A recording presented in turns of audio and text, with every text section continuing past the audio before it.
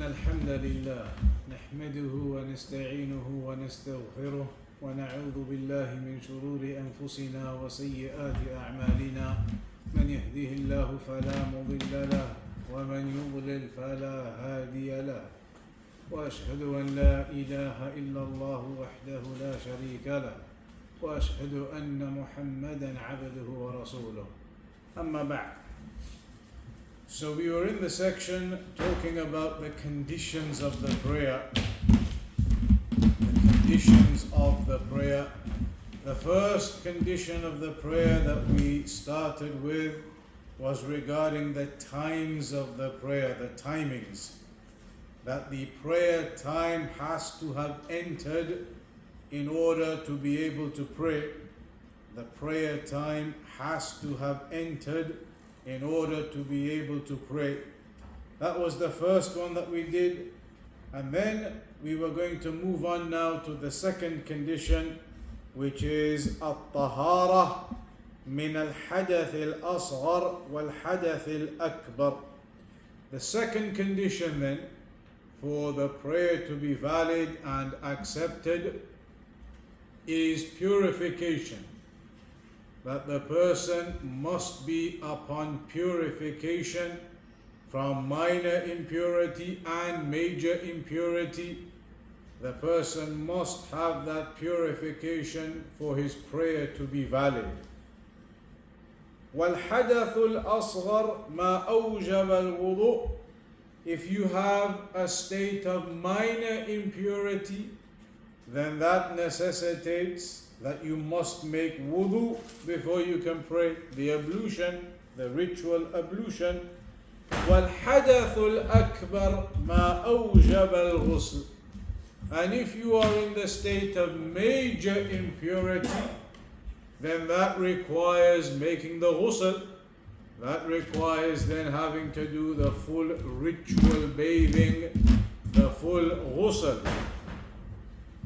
And that is because of the hadith where the Prophet ﷺ said, لا تقبل صلاة بغير طهور. A prayer is not accepted without purification. Simple, straightforward narration. لا تقبل صلاة بغير طهور in Sahih Muslim. The prayer is not accepted. A prayer is not accepted without purification.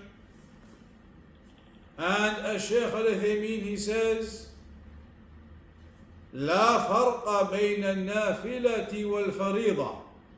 That there is no difference between the supererogatory or the obligatory prayers in that regard.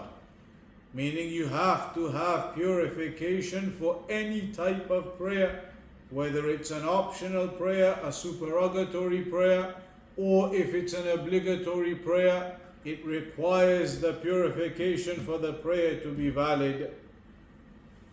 And also, لا فرق بين صلاة لها ركوع وسجود وصلاة ليس لها ركوع ولا سجود.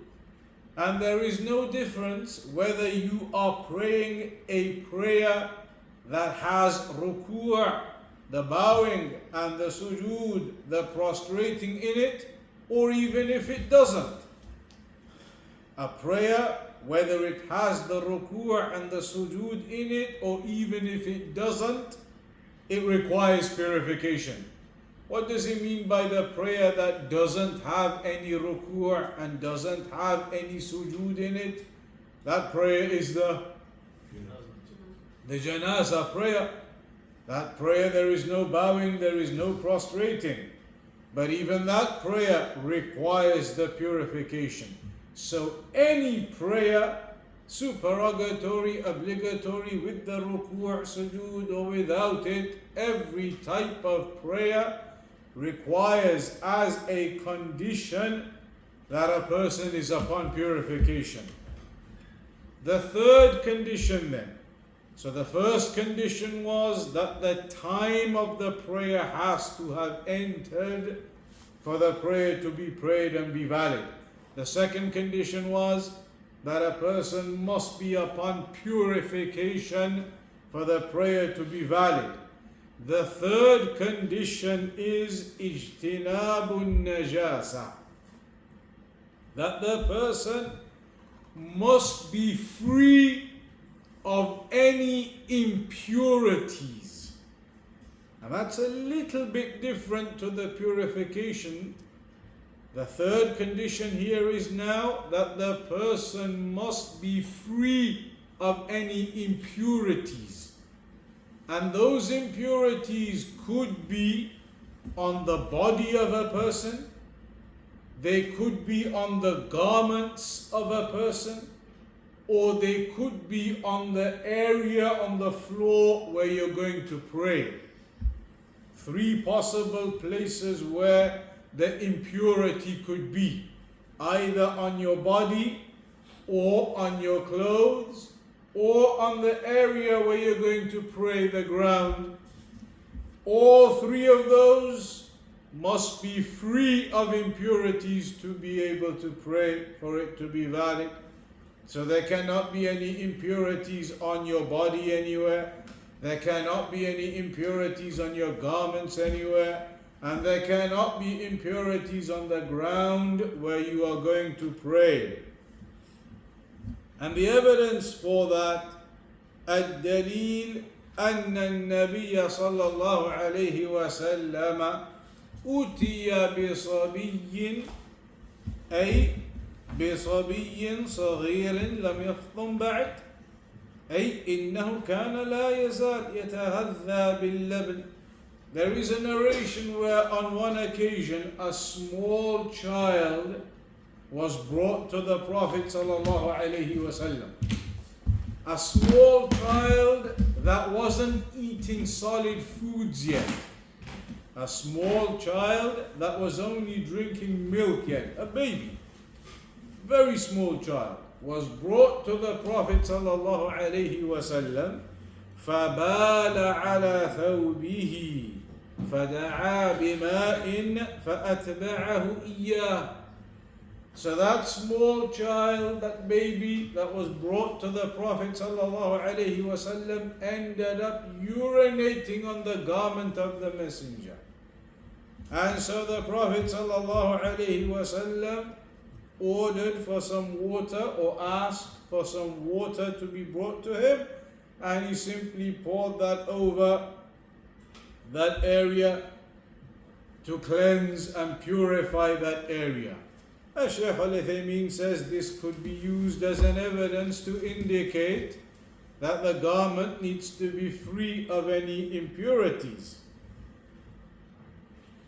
Another example that proves your garments need to be free of any impurities on them when you pray is the hadith in Abu Dawood of Abu Sa'id al-Khudri. This hadith of Abu Sa'id al-Khudri, he says, بينما رسول الله صلى الله عليه وسلم يصلي بأصحابه إذ خلعنا عليه فوضعهما عن يساره فلما رأى ذلك القوم ألقوا نعالهم فلما قضى رسول الله صلى الله عليه وسلم صلاته قال ما حملكم على إلقاء نعالكم قالوا رأيناك ألقيتنا عليك فألقينا نعالنا فقال رسول الله صلى الله عليه وسلم إن جبريل عليه السلام أتاني فأخبرني أن فيهما قذرا أو قال أذى وقال إذا جاء أحدكم إلى المسجد فلينظر فإن رأى في نعليه قذرا أو أذى فليمسحه وَلْيُصَلِّ فِيهِمَا. In this hadith it mentions that one time when the Prophet ﷺ was leading the companions in prayer, one time when the Prophet ﷺ was leading the companions in prayer, in the middle, and he took off his shoes during the prayer, he took off his shoes, and placed them to the left-hand side of himself. So initially, they had begun the prayer and the messenger was leading them and they were all praying in their shoes. Permissible, of course, to pray in your shoes. So they had begun this prayer, the messenger leading them, and all of them were wearing their shoes. The messenger was wearing his shoes and the companions were wearing their shoes. Then in the middle of the prayer, the messenger took off his shoes and placed them to the left-hand side of himself. And so the companions who were praying behind him also copied the messenger and took off their shoes in the middle of the prayer. So when the prayer finished, when the Prophet ﷺ finished the prayer, gave the salam, he then turned to them and said to them, "What caused you to take off your shoes? Why did you all take off your shoes during the prayer?" They said, "We saw you take your shoes off, so we took our shoes off." In the middle of the prayer, the messenger had taken his shoes off. They said, "We saw you take yours off, so we took ours off." So then the Prophet ﷺ told them that Jibreel alayhi salam had come to me during the prayer. Jibreel alayhi salam had come to me and told me that there was an impurity in my shoes. There was some impurity in my shoes. And that's why the messenger was highlighting to them he had taken off his shoes. Jibreel alayhi salam had come and informed him that actually there was some impurity in his shoes that he wasn't aware of. So the messenger took his shoes off in the middle of the prayer. And then he said to them, "When one of you comes to the mosque, then let him observe, let him look at his shoes. If he sees any impurity in them, then wipe them clean, purify that impurity off them. Then you can pray in them." This therefore indicates that it is permissible to pray with your shoes on, but the point we're discussing here is that it is only permissible to pray with your shoes on if they are pure. If there is any impurity in them, then it is not permissible to pray in them. So that indicates if your garments have some impurity in them, your garments, your shoes, anything you're wearing, if there is any impurity in them, it's not permissible to wear that, to pray in. Shoes included, garments included, because the messenger, when he found out there was some impurity, he took them off straight away. And the hadith mentions when you go to the mosque, look at your shoes. If there's any impurity, wipe them clean. Take that impurity off, then you can pray in them. It is permissible to pray in your shoes. However, a person should take note that the scholars have mentioned when it comes to mosques these days that have carpets in them, carpeted mosques, then it is not befitting and suitable for a person to walk in with his shoes into a carpeted mosque, because that damages the carpet and then it requires renewing and that costs money, and it is not beneficial for the people to wear their shoes in a mosque that has been carpeted in that way. Also, the scholars, they say that there is an element of ignorance amongst the people. So even if you were in a mosque where it was marble floor, for example, some of the scholars, they say you should still be careful. Like in the haram, in Medina, in Mecca, the actual floor everywhere is marble. Then they have carpets in certain sections, but the walkways and everything are marble floor. But the scholars, they say you should still be careful wearing your shoes into there because of the ignorance of people.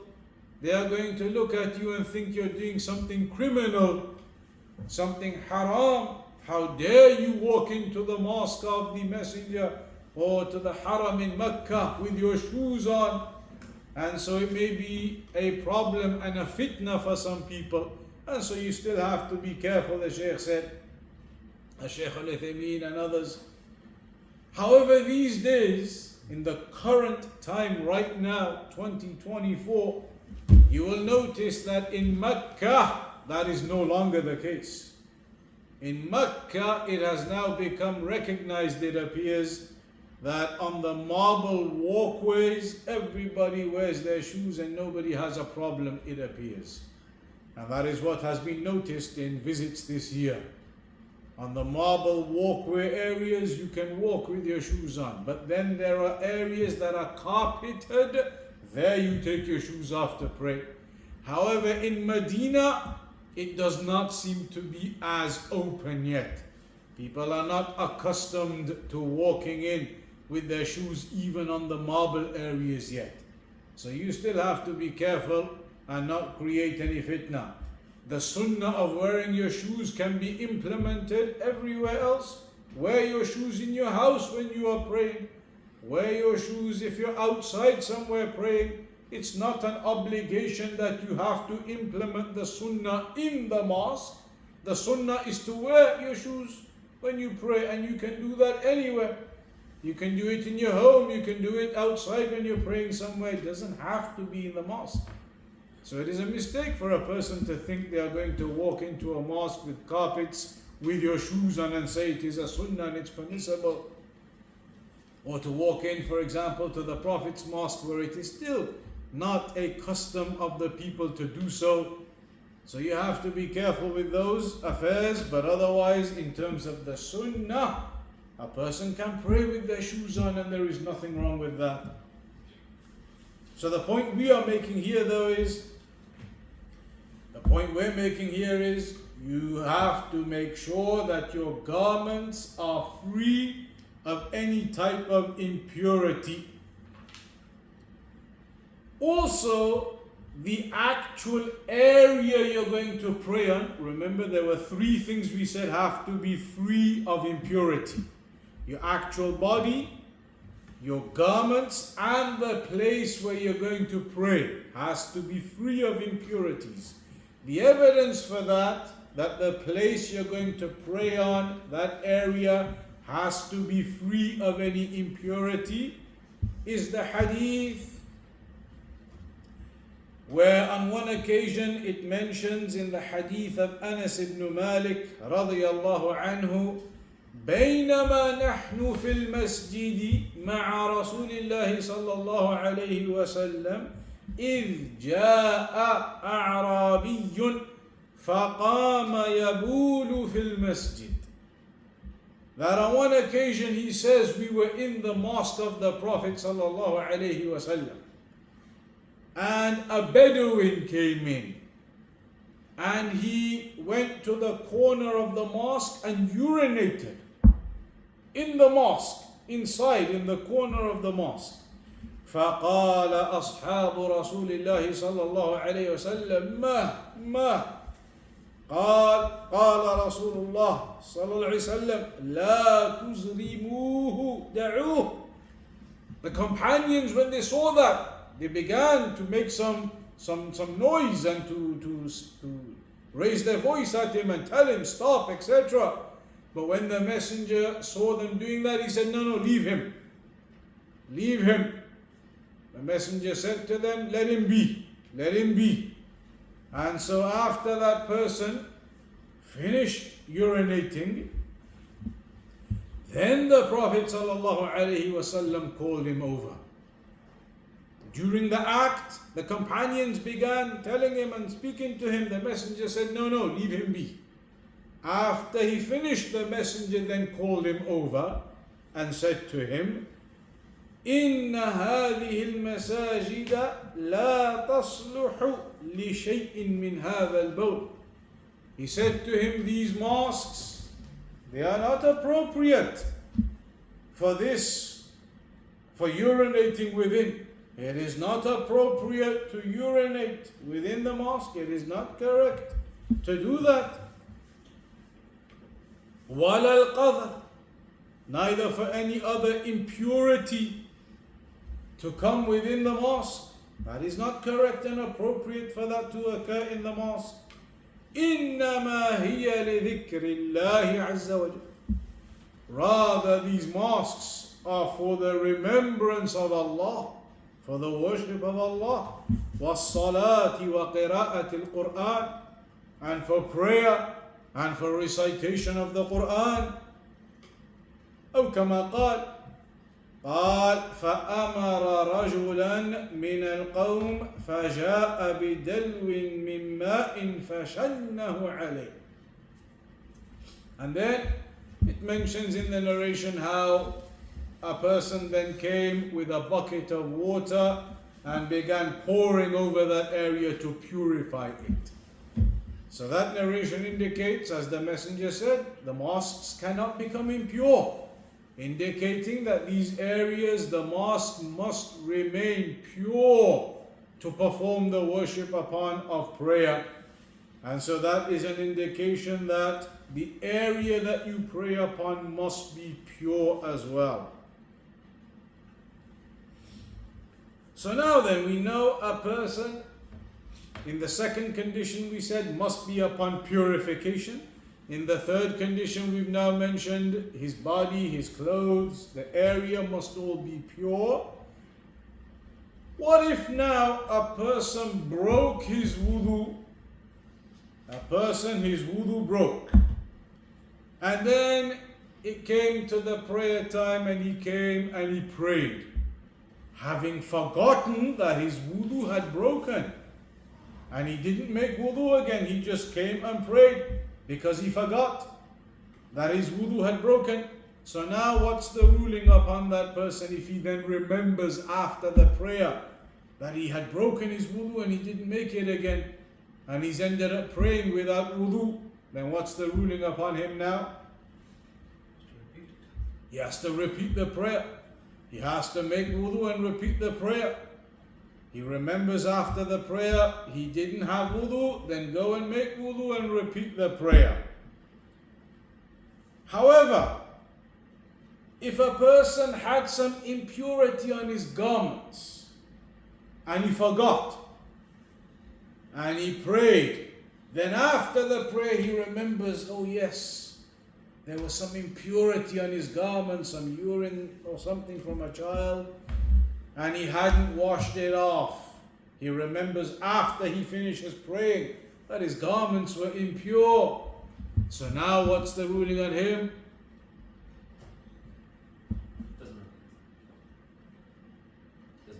He doesn't have to repeat his prayer. In that instance, he doesn't have to repeat his prayer. So in the instance, in the circumstance where he forgets to make wudu, his wudu broke, and he prayed, then he remembered, he has to make wudu and pray again. But if he prays with some impurity on his garments, and then remembers afterwards, he doesn't have to repeat the prayer again. Now one of the evidences could be what? The hadith of Abu Sa'id. The Prophet ﷺ started the prayer with his shoes on, which had impurity in them. In the middle of the prayer, Jibreel alayhi salam informed him, so then he took them off. But did he repeat the earlier raka'at from the start of the prayer? He did not.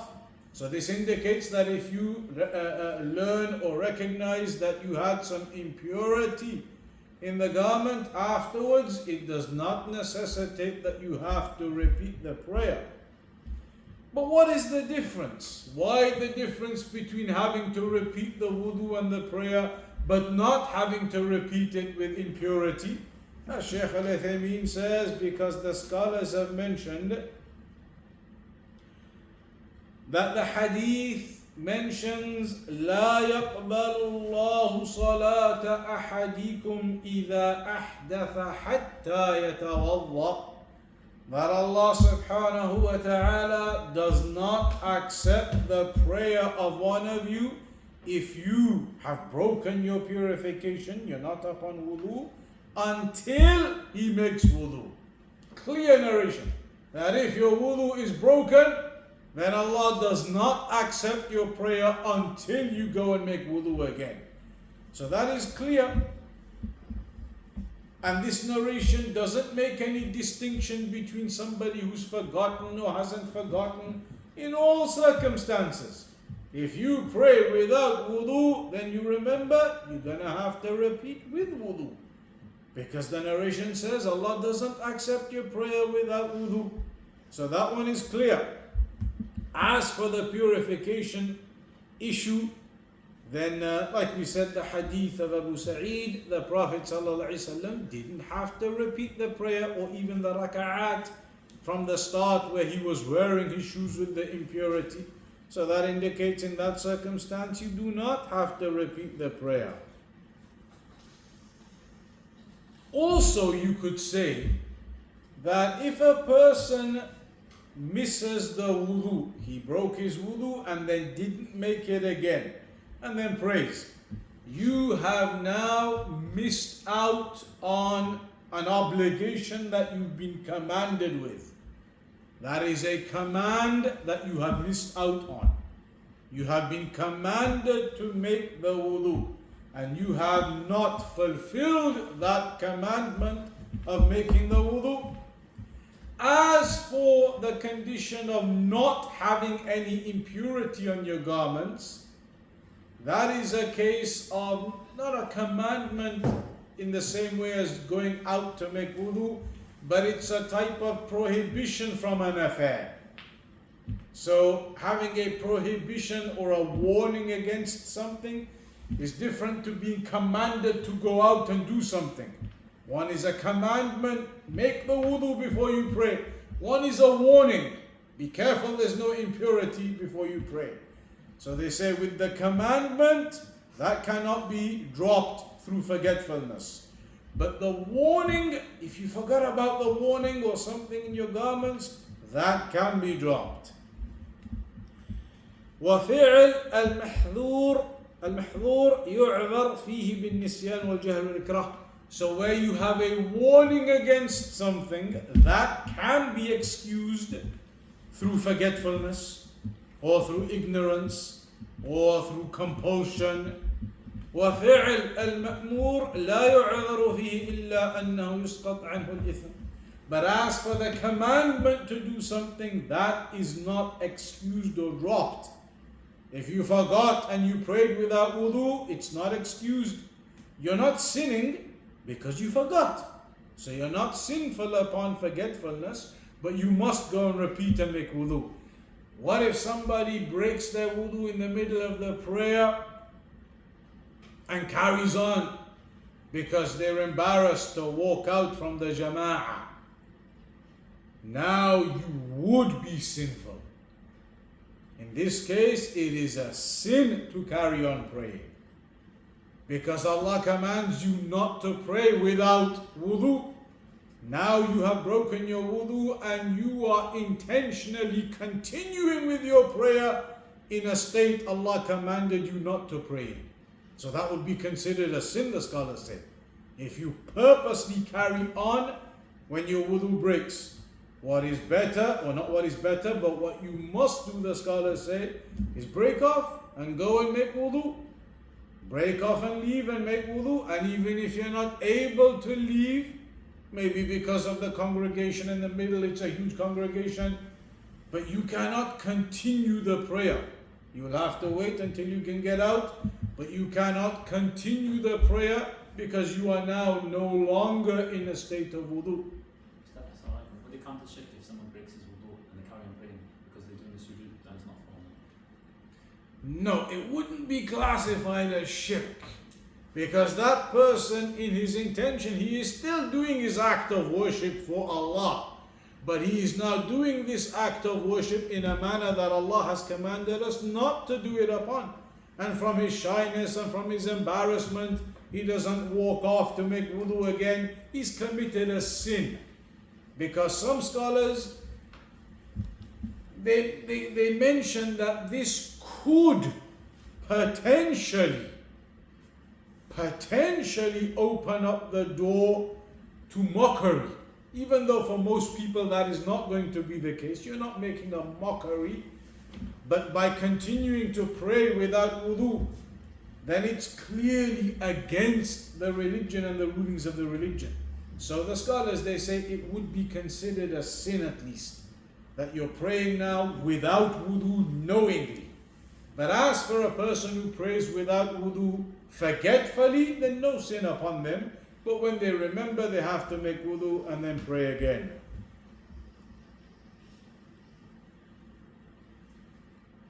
فالصلاة يتقدمها تطهير للقلب وتطهير للبدن.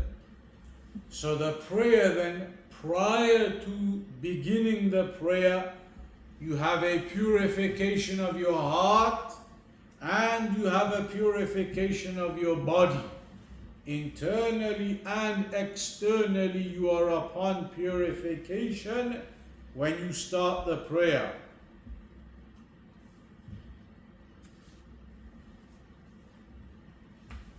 And the Sheikh, he explains that further. As for the purification of the heart, when you start praying, you are upon purification of the heart. That is understood from the statement of the Messenger, ما منكم من أحد يتوضأ فيبلغ أو فيسبغ الوضوء ثم يقول أشهد أن لا إله إلا الله وأن محمدا عبد الله ورسوله إلا فتحت له أبواب الجنة الثمانية يدخل من أيها شاء. In the narration it mentions that there is not anyone from among you who makes wudu and perfects his wudu, makes wudu and perfects the wudu, and then after perfecting your wudu, you say at the end, Ashhadu an la ilaha illallah wa anna Muhammadan abdullah wa rasuluhu, that I testify that there is no deity worthy of worship in truth except Allah, and that Muhammad is the servant and messenger of Allah, except that the 8 gates of paradise are opened for that person and he may enter from wherever he wishes. For making that dua after the wudu, simple dua, Ashhadu an la ilaha illallah wa anna Muhammadan abdullah wa rasuluh, that I testify none has the right to be worshipped in truth except Allah, and that Muhammad is the servant and messenger of Allah. The 8 gates of paradise are opened and the person may enter from where he wishes. This indicates a purification of the heart of that individual. Also, what is the purpose of wudu? What is the purpose of wudu? Anybody?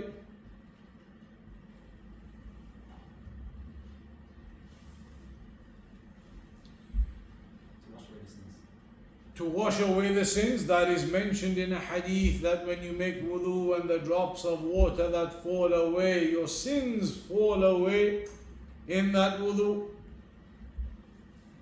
Wudu, some of the scholars, they say it is an ibadah mahdah. It is an act of worship purely as an act of worship. Because most people would think that the wudu, its purpose is purification. Of course, yes, that is a purpose of wudu. There is the element of purification from it. But that is not the crux, the actual core concept behind wudu. And we know that because if a person makes wudu, full wudu, maybe they have a shower, they have a full shower, everything clean, soap, shampoo, the whole thing, and they make wudu. And then they walk out of the shower. Just as they are walking out of the shower, a small amount of wind breaks. Now all of a sudden they have to make the whole wudu again. Are they impure anywhere on their body? Are they unclean anywhere in their body after that half an hour shower? Completely clean everywhere. But that small amount of wind that broke, It didn't impurify them, but they have to make the wudu again. They are in a state which is not a state of purification now. So that means they have to wash all those areas again. But did that small amount of wind dirty those areas? Of course it did not. So it indicates wudu is an act of worship for the sake of it being an act of worship. The fourth and final thing that we'll do today, the fourth condition. So now we've had three so far. The entry time for the prayer to be valid, the time has to have entered. Secondly, purification, wudu or ghusl. Thirdly, a lack of or the removal of impurity from your body, your garments, and the area you're going to pray on. And the fourth condition for the prayer to be valid and to have the prayer correct and accepted is satr al-awrah, that you must cover your certain areas of your body, the awrah, the private area as it's known as, that you must be wearing adequate clothing to cover the awrah area. So this now is mentioned in the Quran as Allah said, Ya bani Adam khudhu zinatakum inda kulli masjid. O son of Adam, O sons of Adam, be upon your beautification at every mosque. Meaning at the times of the prayers when you go to the mosque. Be upon beautification, meaning upon your garments. That you're covering your awrah and you're upon your garments. And it is also mentioned in the hadith of Jabir ibn Abdullah radiyallahu anhuma that the Prophet sallallahu alayhi wa sallam said to him, فَإِنْ كَانَ يعني الثوب واسعا فالتحف به وإن كان ضيقا فاتزر به. The messenger said to Jabir ibn Abdullah that if your garment is loose and big, then wrap yourself around in those garments, cover yourself all up when you pray. And if it is small, it's not a big garment, then the minimum, wear it around like the bottom area. Cover yourself up and wear it. What do you call it in English? The bottom area when you tie it up and you wear the cloth. Waist. Huh? Waist. The waist. You know what we mean though, in many cultures, just a piece of cloth and you wrap it around and you tie it up and they wear it. Like an ihram. The ihram thing, they wear it. You know what in the other languages, you know what it's called? It's wrong. Huh? It's wrong. I don't know if you call it that. But you know what I mean. But like the ihram for the men. When the men wear the ihram, you just have a garment and you tie it around. So the messenger said, exactly. So the messenger said, if you have a tight garment, it's not big enough, then cover like that at least, wear the izar at least to cover yourself from that area. So this indicates that a person has to be covered up. A certain section of the body at least must be covered up for the person to be able to pray. And it differs. The area that has to be covered from a male, a man, is different from what has to be covered of a woman, different to what has to be covered of a child, and some scholars say different to what has to be covered of a slave person or slave woman. There's differences, but there are areas that have to be covered for the prayer to be valid. And there is consensus of the scholars upon that. Consensus that the awrah has to be covered. And you can say, generally speaking, there are three categories of awrah. Three categories of that private area that must be covered. One is the highest level of awrah. The highest level, the greatest level of awrah, that is the awrah of a free woman. A woman, when she prays, her awrah her area of the body that she must cover when praying is the whole of the body. The only exception that the scholars have mentioned is the face. The face of the woman does not need to be covered, but all of the rest of her body is supposed to be covered when praying. There is only a difference of opinion over the hands and the feet. Difference of opinion over that. But all the rest of the body must be covered with the exception of the face. The face can be uncovered, everything else must be covered. The hands and the feet, there is some difference among some scholars. That is the highest level of awrah for the woman, the free woman. The middle or the lowest, let's go to the lowest, the other end. The lowest level of awrah is عورة الذكر من 7 سنين إلى 10 سنين فإن عورته الفرجان القبل والدبر فلا يجب عليه أن يستر فخذه لأنه صغير. A boy, male, from the age of 7 to 10, from the age of 7 to the age of 10, then the awrah for that boy, and we're talking about minimum for the prayer to be valid. The minimum is that he must cover the private area. So a large pair of shorts, just to cover that private area, the front and the back, that area covered is sufficient for a 7 to 10-year-old boy.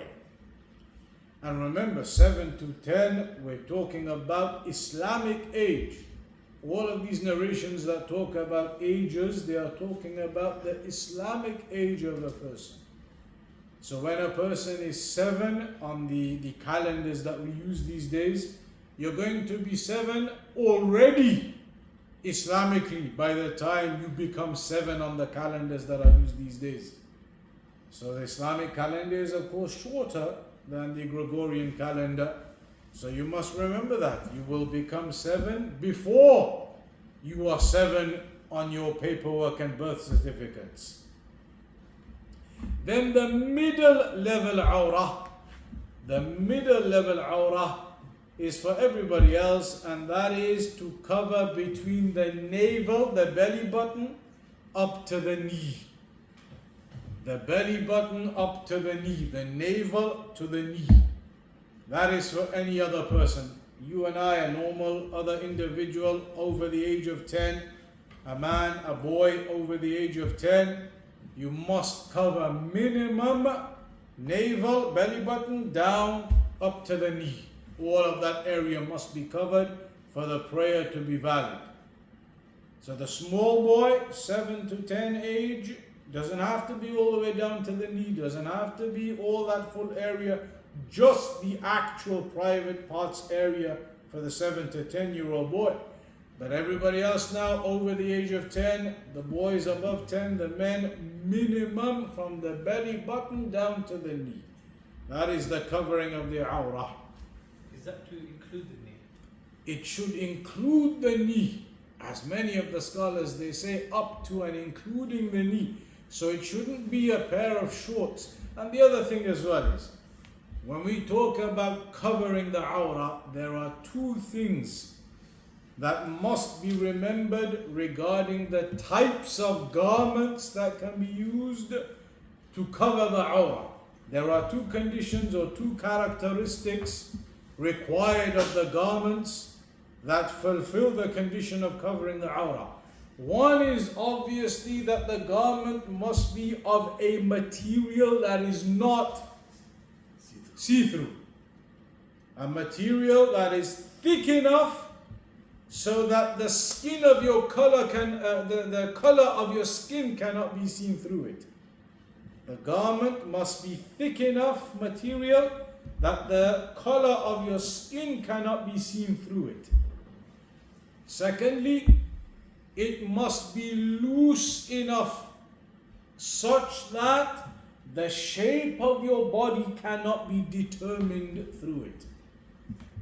So now, for example, lycra, like cycling shorts, those lycra skin-tight bodysuits that they wear for cycling. Are they see-through? Can you see the color of the skin through them? No. Those black. Imagine you have a black lycra type of thing. Those cycling kind of suits that they wear. You cannot see the skin through it, but it would be invalid for covering the awrah, because the way that is worn, it is worn skin tight. So all of the shape of your body and everything is visible through it. That is not covering the awrah. And this is a big mistake people make. They may wear skin tight jeans or trousers that are basically very tight to the shape of their body. And it's incorrect to be praying in those types of garments, because as soon as you go into ruku', especially in ruku' and in sujood, all of the shape of your posterior, your legs, your thighs, everything becomes evident. The shape of your body is all clear and evident. And that therefore is not covering your awrah. Covering your awrah isn't just that it can't be seen, the skin can't be seen. It is that the shape of it cannot be determined either. And that's why prayer in trousers and the modern day types of trousers and pants that they have is not correct. You shouldn't be praying in them, because in the ruku', in the sujood, especially when you go down into those positions, all the shape of the body becomes evident. All of that area, it becomes clear exactly the shape, the size, it's all apparent. And so you should not pray in those tight garments. When praying, they should be loose. If they are going to be trousers or something of that nature, okay, but loose. So that when you go into ruku' and into sujood, they don't tighten up and show the shape of the body. So those two things must be remembered. Covering the awrah is garments that are thick enough so the color of the skin is not visible through them, and that they are loose enough that the shape of the body under that is not evident and cannot be made out.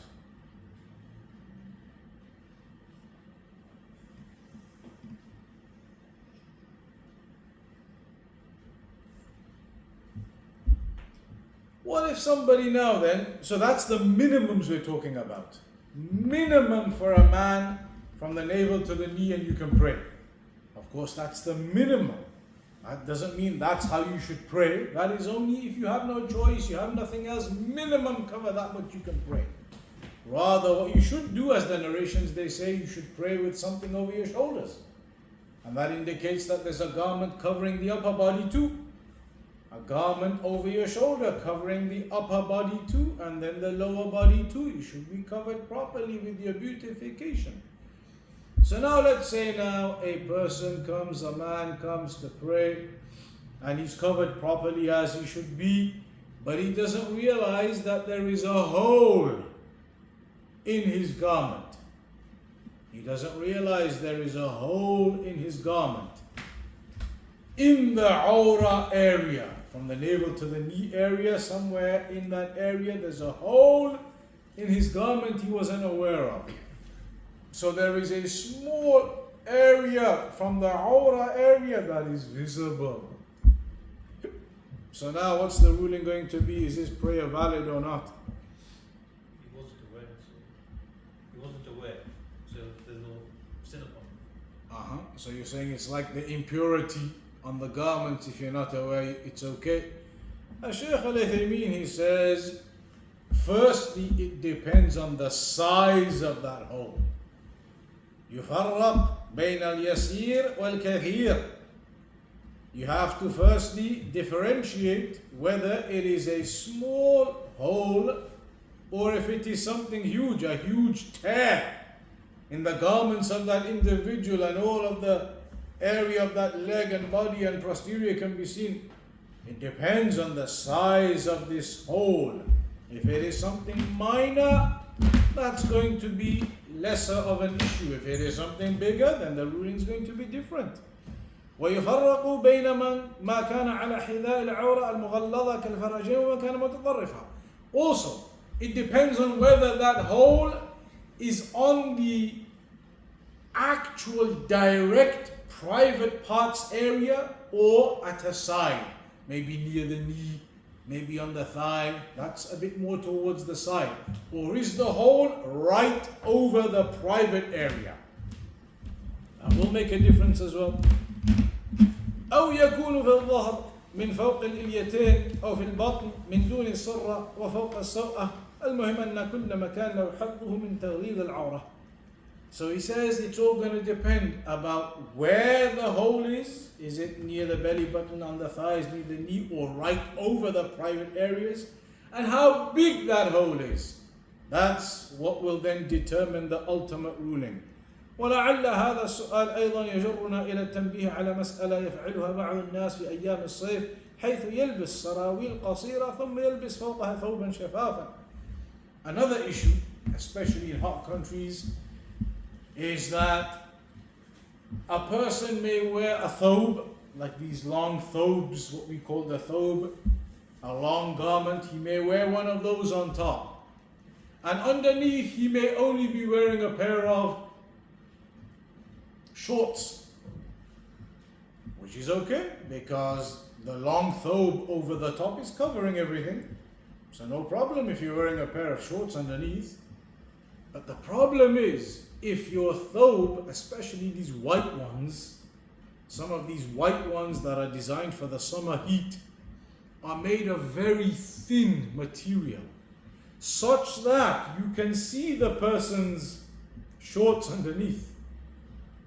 And if that person's shorts underneath are very small shorts, not going down, covering all of his thigh, and he thinks, but I'm wearing a thobe on top, but it's one of those very thin white ones especially, that are almost kind of transparent, you can see through the shorts underneath, then in that case he's not covering his awrah properly, because his shorts are only covering midway up his thighs, for example, and the thobe on top, you can see the color of the skin through it, and you can see the upper area of the knee and the thigh.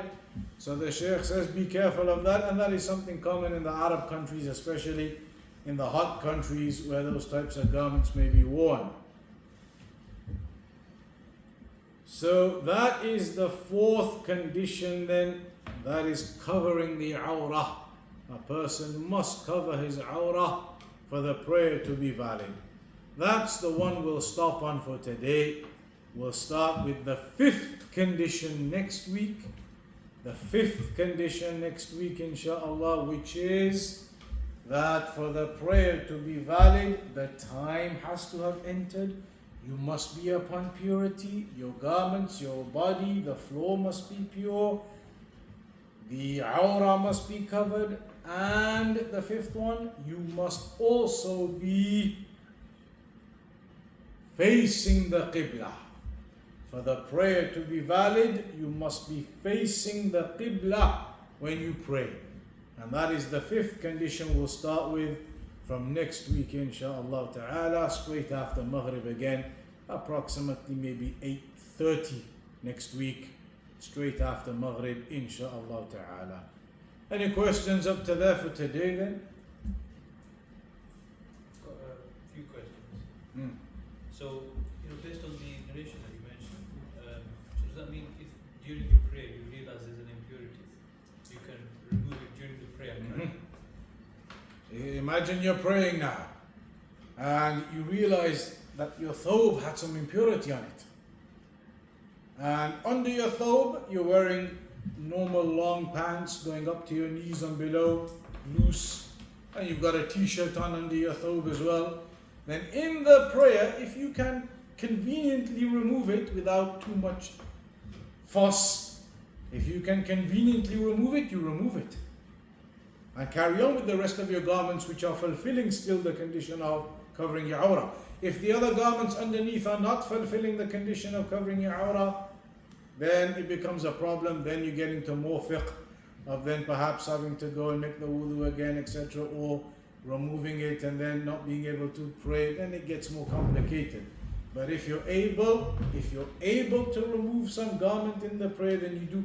Imagine you're wearing a shimagh and you forget there was some impurity. Just take it off A hat, you remember there was some impurity, just take it off and carry on. Your socks, anything that you can conveniently remove without fuss, you do remove it and carry on. Sorry, this is a question from that is, if you're in doubt that there's an impurity on your clothes, so you've gone to the toilet, you're not sure whether there was any sort of leaks or anything like that, what do you do in that situation? Doubts like that, with a doubt, the general rule is that you build upon certainty. So if you've gone to the toilet now and then you start and you make wudu, etc., you come out and you start praying, then suddenly you get doubts. What if some splashes or something got onto my thobe, or did it touch the toilet or something, or you start getting doubts like that. Those doubts, I mean, you cannot verify them in the first place. How are you going to verify that type of thing in the first place? Those are going to be doubts where they cannot be verified, and the certainty is that you're upon purity, and you would only break off from that certainty if you had some certainty or overwhelming thought and suspicion that there is some impurity. Otherwise you do not consider it to be impure then. But when you use the toilet, as you know, it's the sunnah to sit and use the toilet. It is not correct for a person to stand and urinate. It is from the sunnah to sit and urinate, so that no splashes go anywhere. And we know the narration, the Messenger Sallallahu Alaihi Wasallam, when he walked past the two graves, مر النبي صلى الله عليه وسلم بقبرين فقال إنهما ليعذبان. He said these two are being punished in their graves. One of them because كان لا يستنزه من البول. The Nabi used to look after himself when urinating, and the impurities and splashes used to go on it. So it is sunnah to sit down and urinate, to be careful. If a group of people pay Jama'ah and then the Imam realizes later they didn't have wudu after the Salah, should everyone repeat the Salah just So the scholars, they say only he has to repeat in that circumstance. The rest of the people, they prayed upon wudu, their prayer was legitimate, but the Imam has to repeat. That is the opinion of some of the scholars in that one. Anybody else? You know, in terms of holding the wudu, in a sense, you think that the time of prayer started, and you think you could answer the call of nature, but you can't hold it.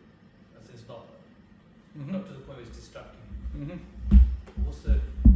Yeah, if it's not, so the time of the prayer comes in and you've got wudu, and you kind of think you might want to use the toilet, but it's not urgent. So you think to yourself, let me just pray, because I'm on wudu anyway right now, and then I'll go to the toilet afterwards. If it's not going to distract you, you're not at the level of any kind of distraction from it, then no problem. But if it's at the level of distraction, where you're thinking, okay, let me quickly pray and then I'm going to go to the toilet straight away. So now you're upon distraction. You are distracted by the need to go to the toilet. In that case, the narration mentions you should go first, so that you are not distracted by that during the prayer. Same as if food is prepared and put down on the table and laid out, then you should eat first and then pray, as long as the time is not going to go out for the prayer, so that you're not distracted in your prayer thinking about the food. So it all depends on the issue of whether it is going to be a distraction or not, and every person knows their circumstance. If it is a distraction, then go do it first and make wudu again. If it's not, you can pray. Anybody else?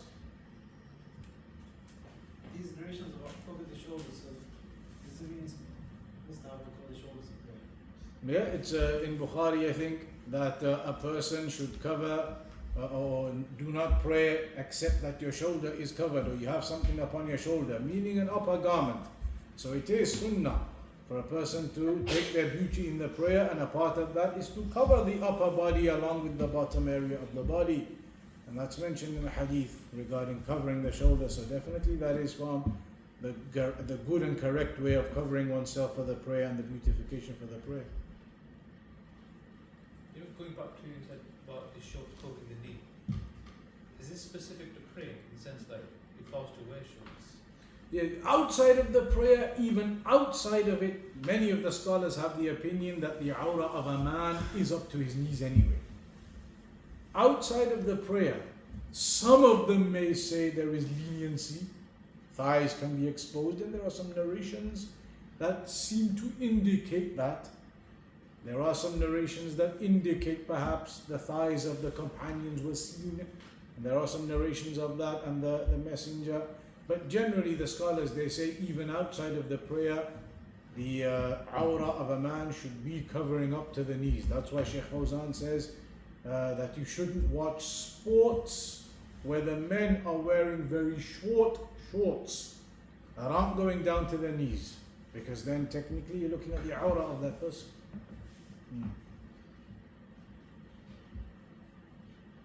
Alright, we'll conclude upon that for today then, inshallah ta'ala, next Friday, straight after Maghrib, which will be around about 8:30 next week, inshallah ta'ala. Wa sallallahu ala nabiyyina Muhammad wa ala alihi wa sahbihi wa sallam. Yeah,